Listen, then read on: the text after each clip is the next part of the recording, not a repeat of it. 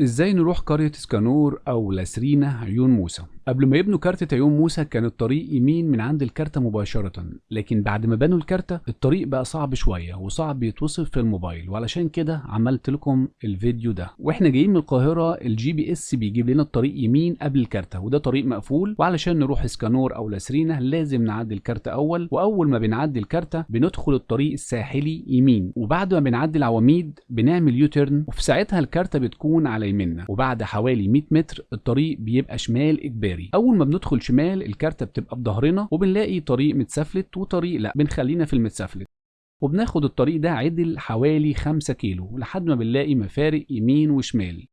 يمين علشان نروح اسكانور بنلاقي بوابة كبيرة بيضة مكتوب عليها اسكانور، وقبلها بشوية بنلاقي قرية اسمها لافينتو بتبقى على شمالنا. عند المفارق لو دخلنا شمال هنروح لاسرينا وباسم ماركت، سوبر ماركت كبير فيه كل حاجة ممكن نحتاجها، وكمان جامع. لو عندكم اي استفسار اكتبوا لي في كومنت، وما تنسوش تعملوا لايك للفيديو.